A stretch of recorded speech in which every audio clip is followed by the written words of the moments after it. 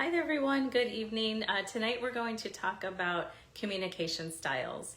So really quickly here, there's assertive communication, which is where we want to strive to be, like right in the middle, kind of like we talked about boundaries, being kind of right in the middle and healthy. So assertive communication is where we want to be, how we want to, express ourselves. Then there's passive communication, and then there's aggressive communication. So we'll start with passive communication. And if you remember from last week when we talked about having a very open boundary, passive communication kind of goes hand in hand with not having any boundaries, not having any healthy boundaries, having very open boundaries. Because again, you're not telling anyone how you feel. You're not giving any opinions. You kind of stay very quiet, kind of just go with the flow. That's why it's called passive. You're very passive. You don't think that your needs matter. You give in to like group consensus or whatever. If someone says, hey, what movie do you want to go see? You have zero opinion. What restaurant do you want to go eat at? You have zero opinion because you're too afraid to like say something wrong, or that maybe, someone's not going to like that idea and think differently of you for some reason. So all these crazy thoughts that kind of go through our head with a passive communication style. Again, like I say, it goes very closely with open boundaries.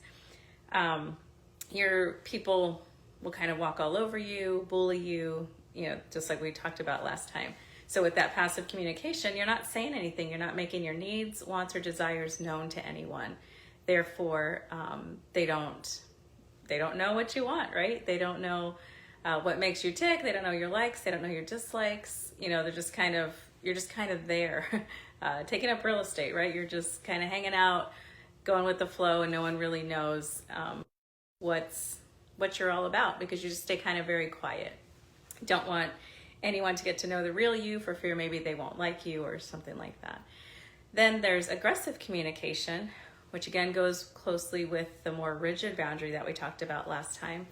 And again, it's, kind of you're the one doing these things, like walking all over people, being very bossy, very, like bullying behavior towards other people, not listening to other people's opinions, just kind of talking over people, raising your voice, standing up maybe to kind of show that power that you may have over somebody, maybe yelling, getting into arguments, like being more argumentative, aggressive, right? So that is more of the aggressive communication. So I'm sure people with both of these styles. So very passive people, chances are like they don't really ever get their way because they never speak up. They never say anything. They just kind of go along with it and things pass them by, right? They're not really truly living. Then you have the aggressors with the aggressive behavior.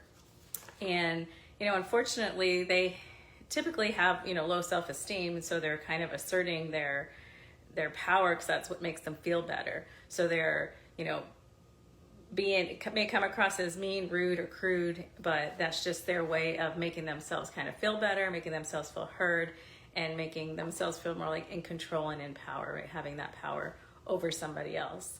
So neither one of those is where you want to be. We want to be right in the middle, which is just assertive communication. And that is simply just letting others know your wants, thoughts, and desires. Just letting them know you can use I language where you're not putting any blame on somebody else, like when you do this, it's I felt sad when you didn't call me yesterday. I felt sad when you canceled the plans that we had this past weekend.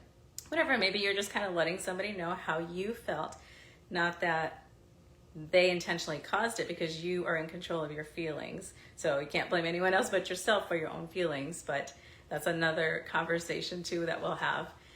So assertive communication, you listen back and forth. So you listen intently when others are talking to you. You're not thinking about what's the next thing I'm going to say, what's my comeback going to be. No, you literally intently listen to another person's side of the story, and then you get your chance to talk, and it's back and forth in a very calm tone, very calm conversation. There's no raising of voices.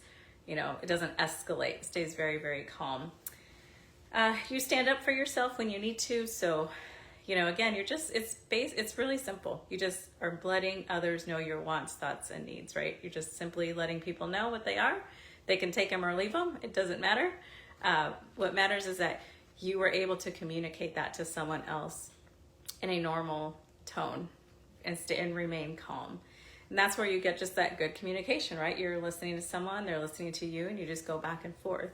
And that's probably how we have most of our conversations without really thinking about it or noticing.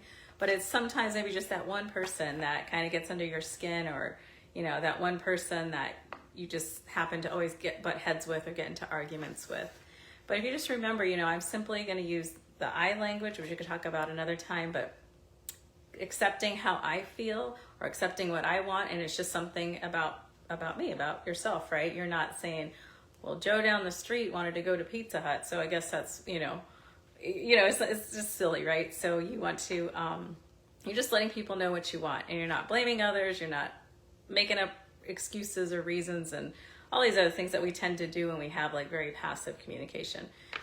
So hopefully this helped kind of explain the different communication styles. So passive, you're kind of getting walked all over. Similarly with the open boundary, people are walking all over you.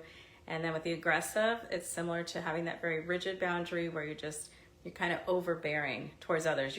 You are probably crossing all kinds of boundaries for other people. Same with when you're aggressive and have that aggressive communication style, you're probably crossing lots of boundaries too for others. And nobody likes being yelled at. Nobody likes getting, somebody raising their voice to them.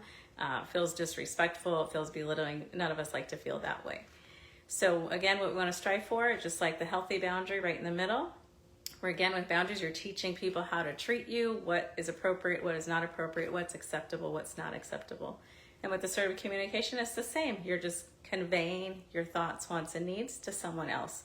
Never feel bad for it because it's you. It's what you want. You're not trying to please somebody else or do something for somebody else. You're simply just making your thoughts, wants, and needs known. All right, well, I hope you all have a great night, and I'll see you next week.